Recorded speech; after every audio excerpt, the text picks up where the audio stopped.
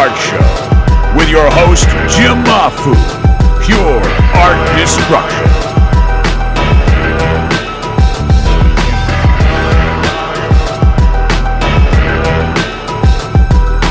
Guys, what's up? Welcome to the creator commentary video for Girl Scouts Stone Ghost Issue 6.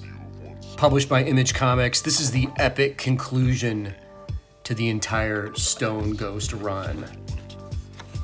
Here's some original art here. This was actually my first attempt at doing the cover for this book, this image of Dio and Gordy, and I decided to go bigger in scale and more outer space, more psychedelic, more narrative with the finished cover.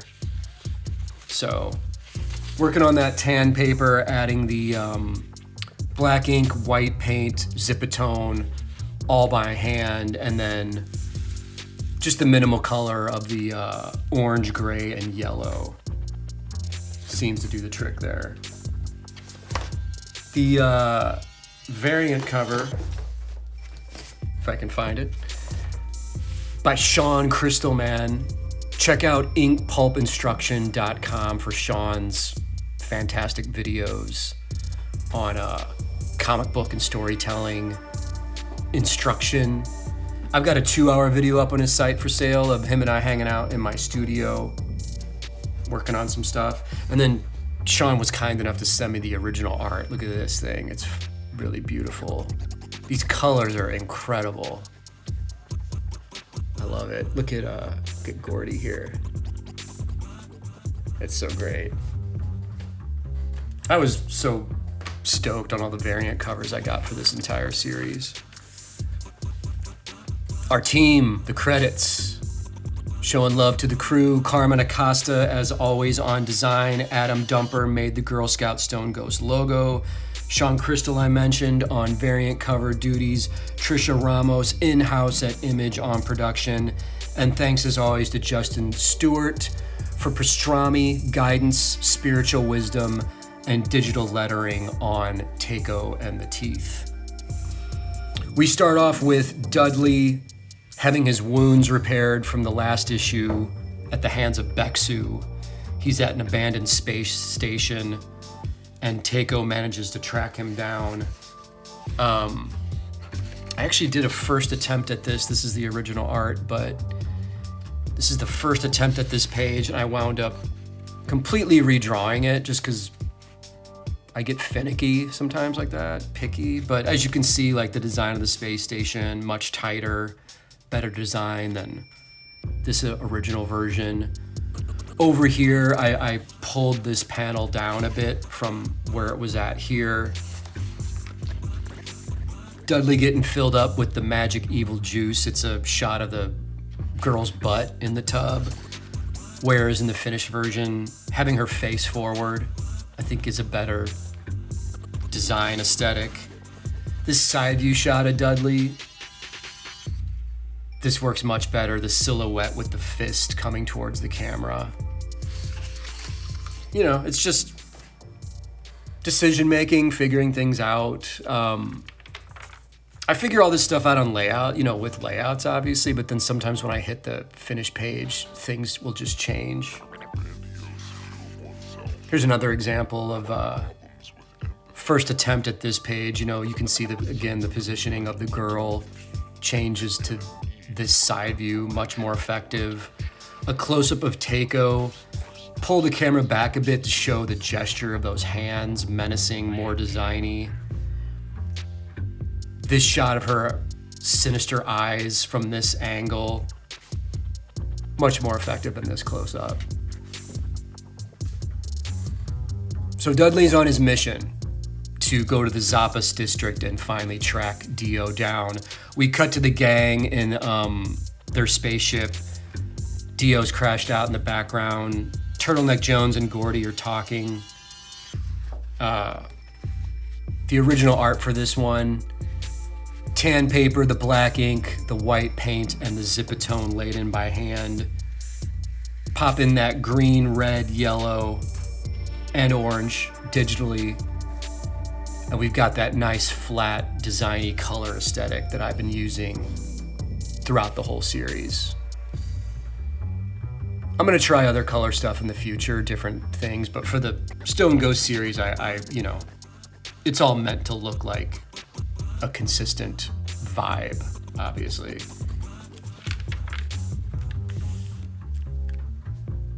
Nodis has taken his metallic robot bee form and is following the gang into the Zappas district to recover Billy's ashes. Here's a first attempt at this page over here. I did a different angle of, the camera kind of being in the alleyway as the ship comes in, but I thought this was too constrictive. I decided to pull the camera back and do more of a full cityscape shot to give you a bit more breathing room up here. And you can see like the first attempt at Mr. Chazi's castle, his base where he stores his ashes, the collection. Much smaller and just kind of less impressive than the bigger, grander scale of this establishing shot. You got the mountain in the background. Just a better feeling of space over here. Chazi mentioned that in order to gain access to his facility, a explosion had to occur. So Jones has got a detonation device. They're approaching the front of the structure when these bizarre guard creatures come out of Chazi's facility and stop the gang. And they ask Dio to solve a riddle in order to gain access. She solves the riddle, but the creatures let them know that the bomb they have isn't going to be a big enough detonation to blow open the structure to get in. So we mentioned earlier in the series, going back to issue 1, Gordy's cousin just so happens to have a comic book warehouse on this same system. Luckily down the street. And so they go and they grab a huge stash of old, crusty, early 90s crappy comics to use as kindling for this explosion to make it bigger and better so they can get in. As they're loading the boxes, Dudley tracks them down and attacks Jones. He grabs the detonation device, activates it, throws it into the air, and it explodes. And now the gang is screwed. Like, how are they gonna get into the structure? This was a fun kind of design page of like, the circle is the anchor of the page. Allow this negative space to happen. Allow this design, these lines to kind of guide your eye from Dudley to Dio and Gordy. Allow this orange swoop to kind of guide your eye around the page as well. Design, dig it. These 2 pages, I purposefully, designed this spread knowing it was going to be laid out like this with all this chaos and action of the magic serum Dudley had put in him allows him to manifest like evil killer bats out of his kettle pot head somehow. And as Dio's about to be attacked, Nada shows up and is just destroying these things with like eye lasers. And Nodis and Jones are finally reunited.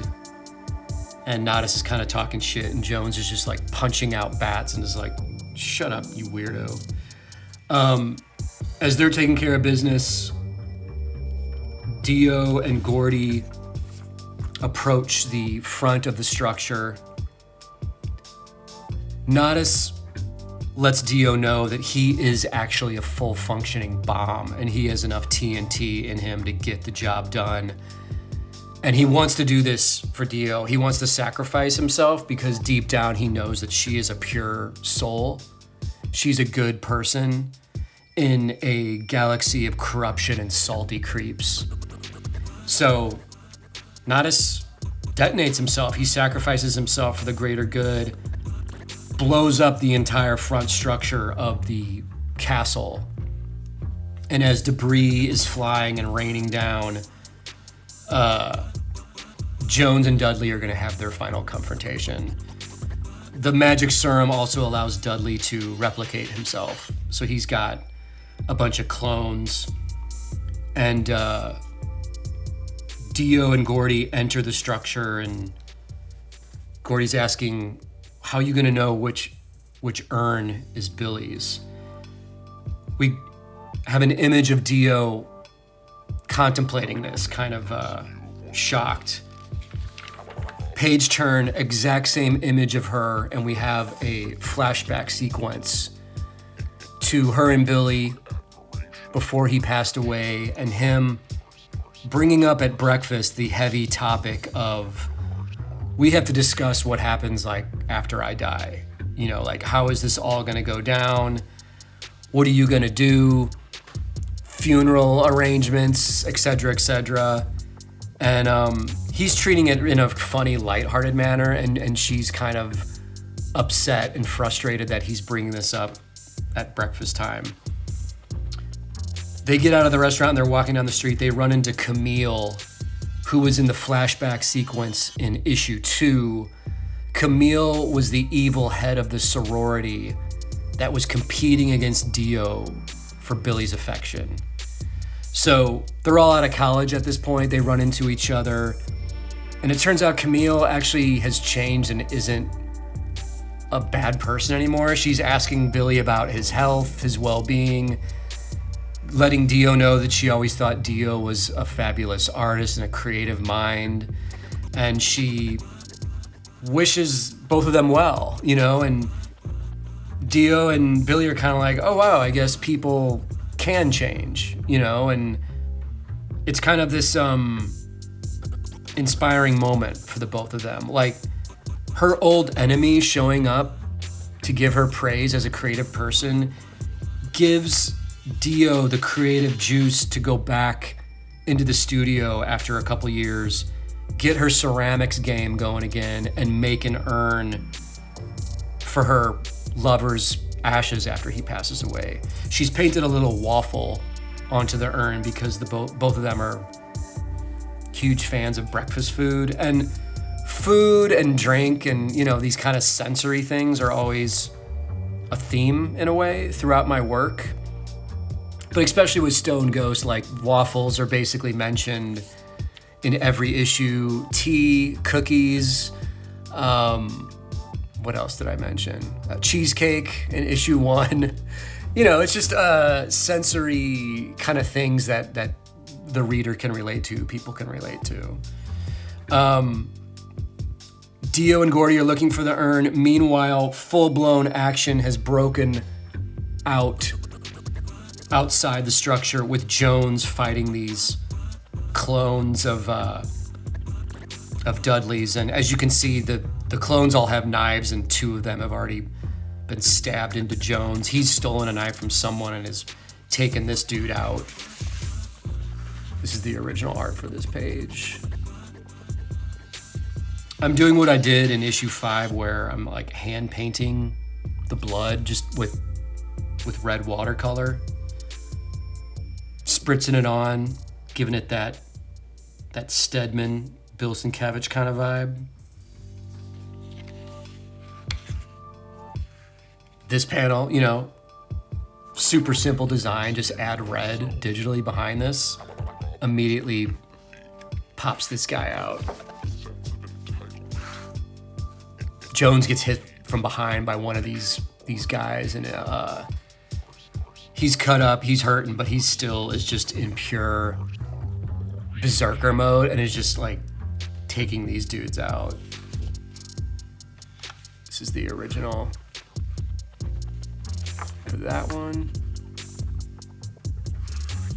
Even with like adjusting things in Photoshop and stuff, like with this blood and this orange and stuff, you can see like it does print darker. Like, you always have to compensate for, no matter how you have your screen adjusted or whatever, like everything, no matter what, when it gets printed onto actual paper, it's gonna be slightly darker. Dio is having trouble locating the urn, and meanwhile, the roof of the entire structure is starting to cave in. Jones has successfully taken out all the clones, but Dudley's like, yeah, man, you're worn out, you're tired, you left yourself wide open for this, and his gauntlet rockets off and just completely takes Jones out. He says return, and it, boom, swipes back onto his body. There's the original art for that. This stuff is just so fun, man. I'm just having a blast when I make this stuff. It's just doing whatever I want to do, adding like manga speed lines, having a villain with a teapot kettle head who has a gauntlet that can launch off his body. It's just fun, man. This is the only way to make comics, is just create your own world, do your own thing. Dudley is punching the shit out of Jones, and things do not look good for him. Well, we cut back to inside, and Dio's like, oh my God, I found it. So in a sea of all these urns colored blue, Billy's is yellow, and from a design aesthetic, that's just what makes it pop. The original art for that.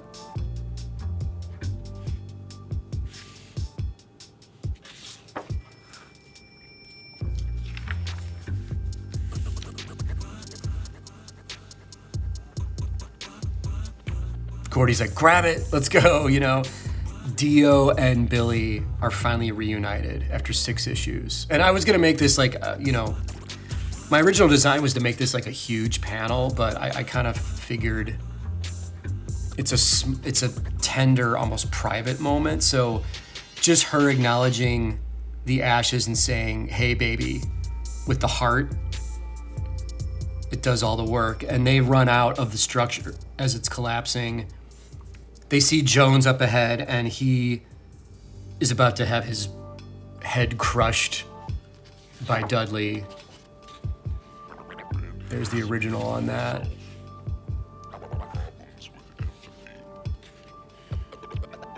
This is a fun drawing. I really got into like big muscle, like looking at Simon Bisley kind of figures, and it doesn't make sense, but it doesn't matter. But like throughout the story, it's almost like Dudley and Jones get bigger as the fight's going on. Like they get more muscular.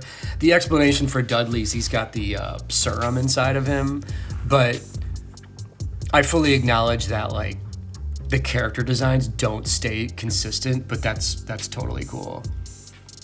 Jones is about to have his head completely crushed in by Dudley, and Dio isn't even thinking, she's just acting on instinct, and she's like, this is not gonna happen.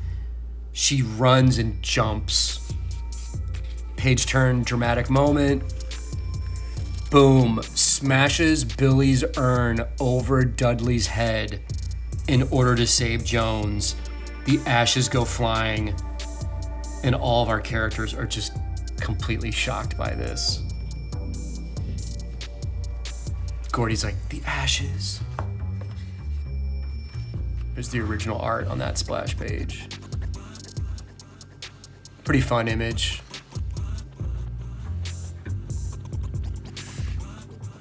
Just popping in that red for the blood, that yellow, that background gray, and just pop out all of our main shapes, our main characters.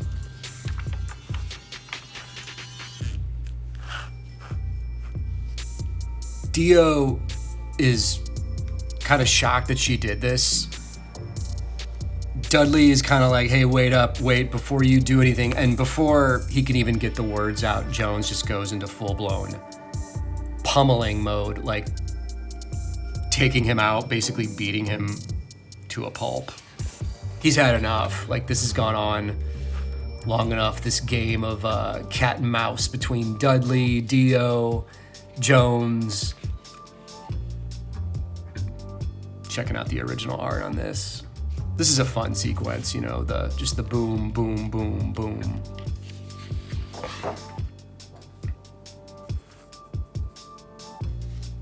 Say goodnight, Dudley.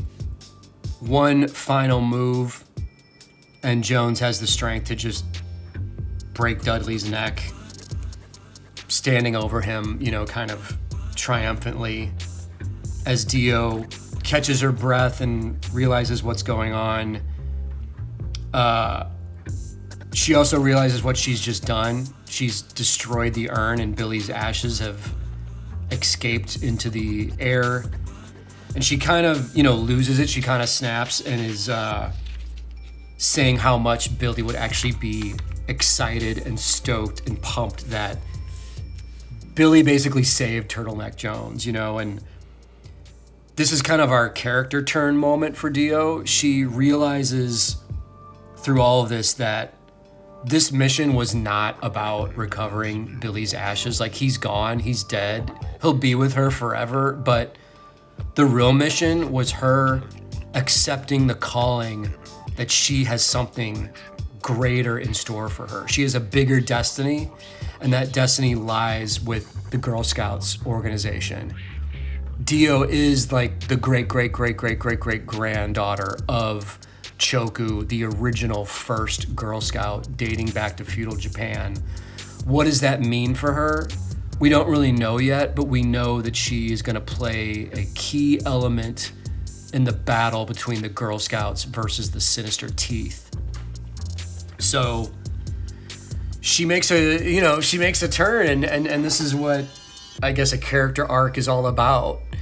And the crew is kind of discussing their future, and basically Gordy swoops in and reminds them that, like, hey, it's exciting that you've acknowledged your mission, but my wife and kids are still prisoners of Takeo. And Dio doesn't miss a beat and is like, well, then that's our first move. We're going to track down Takeo, and we're getting your kids back. We're going to stuff a boot up Takeo's evil ass. And then we're going to go to Earth, to Freak City, and track down Gwen, Rita, and Daphne, the original Girl Scouts. Here's some original art. This was just drawn, I just drew this straight in pencil with, got it right here, actually. The Blackwing. Love these pencils. It's kind of a softer lead. Get some nice tones, nice shading, but real simple, almost like sketchbook style drawings. Doesn't need to be tight. Add a little bit of that watercolor in there. Make the balloons pop with digital coloring, and we're good to go.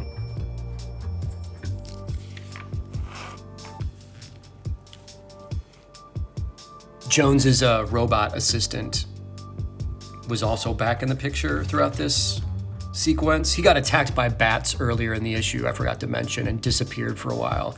But he came back, and he delivers Jones a brand new fresh set of sunglasses and a brand new badass gun. Jones says, "Come to daddy," cocks the gun, good girl. Like real fun, like 80s action movie kind of trope, like sequence, something you'd see out of like Cobra or maybe a John Carpenter movie or something. Jones asks Dio if she needs to be packing a gun or a weapon, and she's like, no, I don't like guns. I don't think I'm going to need one. I've got you guys, and everything else I'm going to need right here. A magical butterfly kind of appears and shows up and settles on her finger to remind her that she is of the lineage, this royal lineage of Choku the butterfly. And we have a cool ending shot of our gang, and their next mission awaits them. And that's Dio's story for now. That's the intro of Dio, Turtleneck Jones, Gordy, this crew of characters. But their adventures don't end here. We have an epilogue because I wanted to have a one final scene with Takeo and the teeth. Dudley's head is recovered from the Zappas district later on and delivered to Takeo. The teeth approaches Takeo and lets her know how disappointed he is in her failure. But basically she says, you know, we've already got new bounty hunters, new evil entities out in the universe looking for Dio. Even though she can't be tracked anymore, Teiko's confident that they will find her. And the T says, that's great and all, but you must be punished for your failure. And Teiko derobes and gets put into chains, and we see that some sort of bizarre perverted S&M thing is going to happen between her and the Teeth. I guess he's going to like literally punish her for her failure. So these evil guys are into some kinky shit. Here's the original art. This is a heavy piece because this entire top section is a different piece of paper. I drew something else and didn't like it, and then just literally cut and pasted this on top of it. So going back to whenever we see Teiko, I've got these like Steve Ditko structures from Doctor Strange that I borrowed from the master. Here's the original for this page.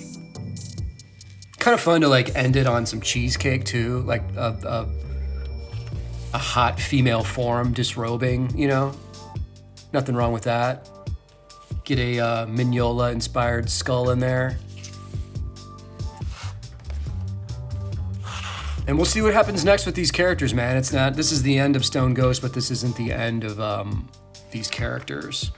I had to use like literally 31 pages or 30 pages of this entire issue to tell this story. So unfortunately there's no, you know, macho tail fin in this issue, but had enough room to squeeze in a letters page. Got some killer fan art as always.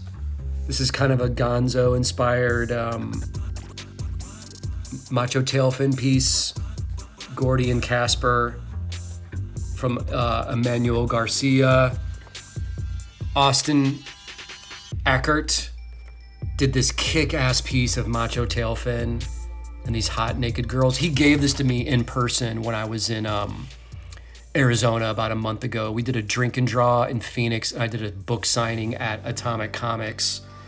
And I met Austin at the drink and draw, and he was super cool and gave me the original art of that. I also found this too when I was digging through stuff. This is the original art for the Girl Scouts cookies mail page, mail section logo. You can see I did a first attempt. Didn't quite cut it. This is the one I used. Bonus art with Turtleneck Jones and Gordy. And guys, that wraps it up. Got an ad on the back for Skull Funk Radio, my infamous free mixtape music podcast. You can listen for free on Spotify or check it out on the web at skullfunkradio.fireside.fm.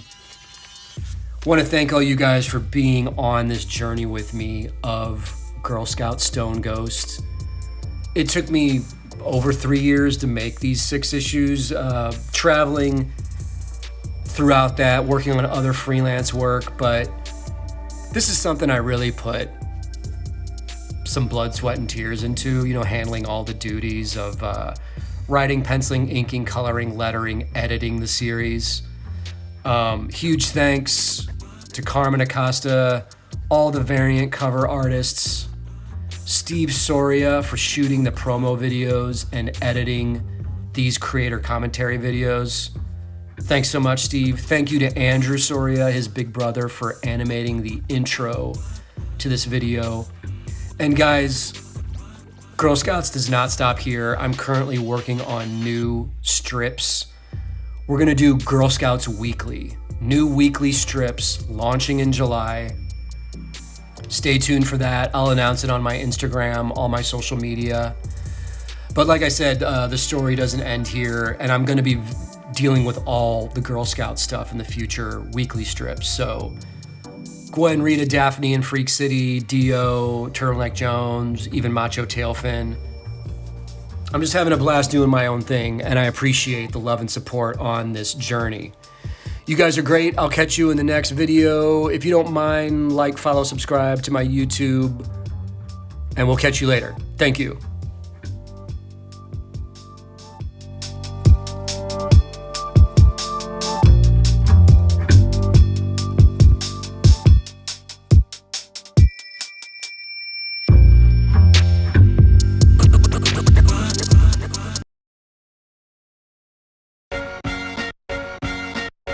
Oh, hot damn! Jim Mahfood's original art and commissions are available at inkyknuckles.com. Score a sweet little piece that you can hang up in your bomb shelter. Do you love awesome things? Are you a soldier of the Skullfunk Army? Score graphic novels, comics, prints, and enamel pins over at jimmahfood.com. And make sure to check out the Skullfunk Radio Show on Spotify. Follow the Merchant of Grooves on Instagram at Jim Mahfood. Oh, hot damn!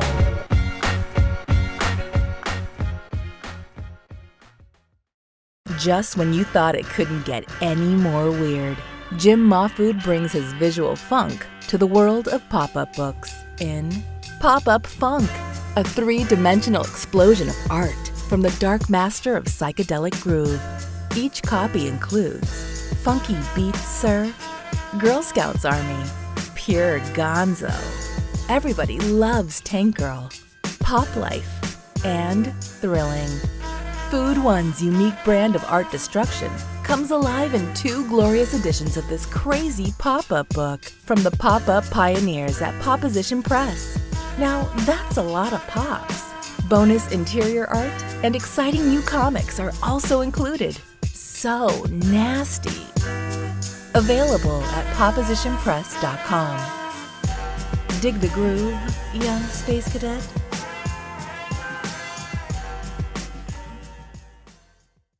Pure art destruction.